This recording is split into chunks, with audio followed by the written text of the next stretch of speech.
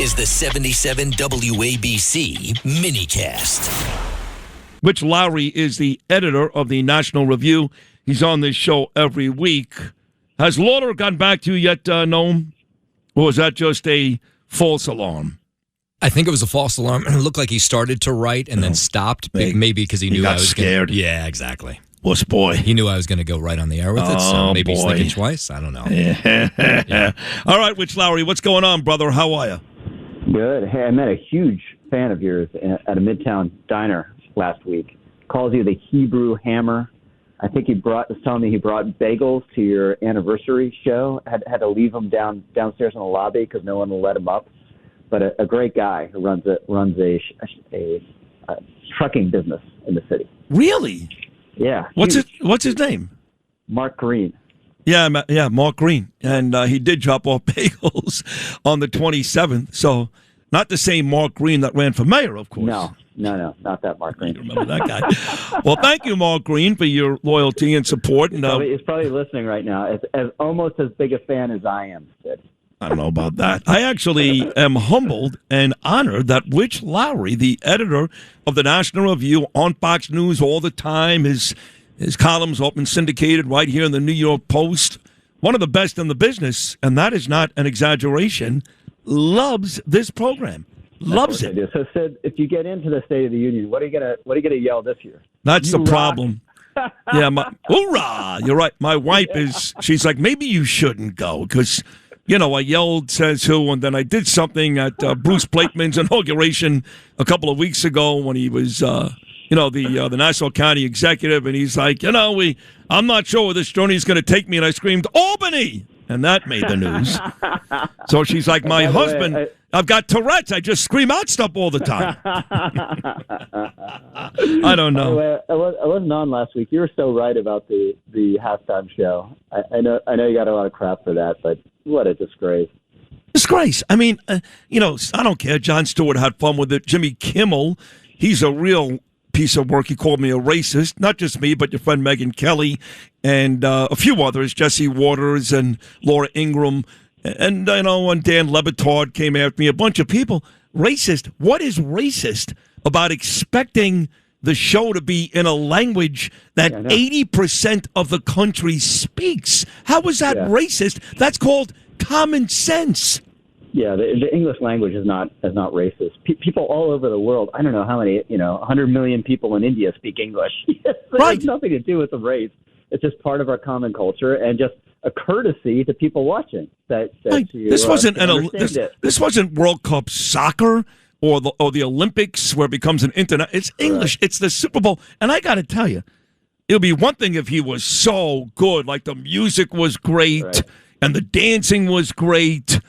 To watch what he really showed was a bunch of squalor in Puerto Rico with guys, they're selling lemonade out of carts, they're playing dominoes, a couple gets married in the street. It was dumb on top of it. I don't know. Somebody said to me, well, Sid, they sing Italian at the opera. Yes, when you go to the opera, your expectation is they're going to sing in Italian. When you watch the Super Bowl show, the expectation is it's going to be goddamn English. Correct. And the thing I liked about it most turned out to be terrible, too. When he said, God bless America, I was like, okay, at least he said, God bless America. And then I got online and read people who follow this stuff. And he didn't mean America. He meant America, the hemisphere, the continent. Right. So he was degrading the United States of America because we're not really America. All these other countries are America, too. So that was his point. Very good, Rich. Exactly. That was his point. He's also the same guy that only a week before screamed "Ice Out" when he won a Grammy Award here in America. He's another one of these, whether it's him or Eilish or some of these Olympic skiers or some of these NBA people. We are forced to watch all these athletes, some magnificent athletes, and some great entertainers. He's not. Bad Bunny, I don't care if he's got the most fans in the world. He's not a great singer. He's not a great dancer. He's not a great entertainer, but he's popular. So what? We're forced to watch all these guys, and people idolize them, and they hate this country. Rich, that's the bottom line. Yeah, I hate to say, speaking of the Olympics, the worst U.S. athlete at the Olympics is the hottest, Eileen Gu. Yeah, I saw her. She is hot. Turned her back on the United States Yeah. for money and for. Yeah. I think there's some Chinese op behind that whole thing. Yeah. But God, she is so gorgeous, and it's a shame. Very talented skier. Did you see this jerk off Spike Lee? So we have an Israeli basketball player that made the NBA All-Star game yesterday, deservedly so. Even LeBron James said he's a great player. Denny Avdia from the Portland Trailblazers, a guy, he does everything well on the court. He can defend, he can pass, he scores at will, and he's Israeli. And he's been getting crushed the last couple of days, and Spike Lee shows up wearing a pro-Palestinian shirt. Did you see that, a-hole? No, I missed that.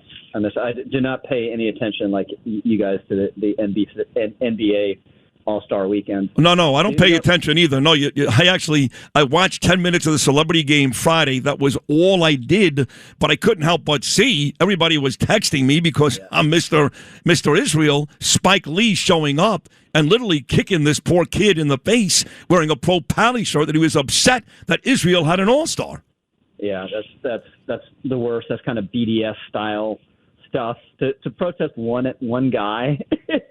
That's so personal and nasty. It's ridiculous. And we don't need to see Spike Lee at the front row of every sporting event. Yeah, it's garbage. All right, you don't care about the NBA All-Star Game, either do I. I also don't care anymore about the Epstein files. I got Morning Joe on for some reason in the newsroom right now. I didn't put it on. I tell them to shut it off every morning. They forget, but it's now MS Now, and it's actually doing worse in the ratings than cartoons. That is a statistical fact. Nobody watches Joe and Mika anymore. They're not even on today. They got some fill-ins because it's a holiday. And what's the story? DOJ sends Congress list of people in the Epstein files. Who cares? Yeah, this is the way our system's supposed to work. If you've committed a crime, you get prosecuted, you get indicted. And if you haven't committed a crime, we don't air all this innuendo and incomplete evidence about you. I just think it's totally ridiculous. There's one guy in the House, a Republican from somewhere, who voted against it, and I think he was right. I think this whole thing, it's a disgrace. I'm also sick of it. I can't follow Massey's on complaining about some people were redacted and shouldn't have been redacted, and some people weren't redacted, and on. You just shouldn't be releasing this kind of material. And look, SDNY, the prosecutor's office in charge of this, they hate sex predators. If they could have made a case against anyone, especially anyone famous, they would have done it. And they also hated Trump. Maureen Comey was running this case. James Comey's daughter. She can't stand Trump. So they would have. She got fired, by the way. She got fired. Yeah. Well, they don't like her either. So the contempt is mutual. But they would have made these cases. So I'm with you. It's enough. Just, you know what? If you did something bad, even if it's President Trump, nobody loves that guy more than me, not even Melania, okay? If he did something bad, put him away. But he didn't, obviously. But if you're Howard Lutnick, I don't know what Lutnick did or didn't do, but, if you did something very bad with one of these underage people, no matter whether I like you, don't like you, you got to go to prison. That's it. I got no issue with that. But otherwise, 300 million pages, Greg Kelly's in there twice. He went to the bathroom or something at an airport where Jeffrey Epstein was. What are you, nuts? This is nuts. Yeah. And I got to tell you something else, and I hate saying this, because I hope to God still, you have to preface it by saying this, that they find this woman alive, although that has become an absolute joke. Enough with the Guthrie case. Savannah, God bless her. I hope it ends well for her. Everybody likes Savannah. I don't know her. Everybody likes her. But, on and on. Fox News is doing like 16 hours a day on this, and they've got nothing new. They got gloves. They got video. They got nothing. Nothing. Yeah. Well, it seemed as though there was a break when they arrested that guy at about a week ago or whatever it was, but he knew nothing about it and never heard of Savannah Guthrie. So, it's not looking good. I'm hoping there's a miracle here, but it's not looking good. Last shutdown lasted 43 days. They really crushed these TSA people. They haven't recovered from that yet. Now they're not going to get paid again starting March 3rd. It's ridiculous. We had chaos at the airports. Winter break is this week. A lot of kids want to go down to Florida with their parents, and it's about to be just complete chaos.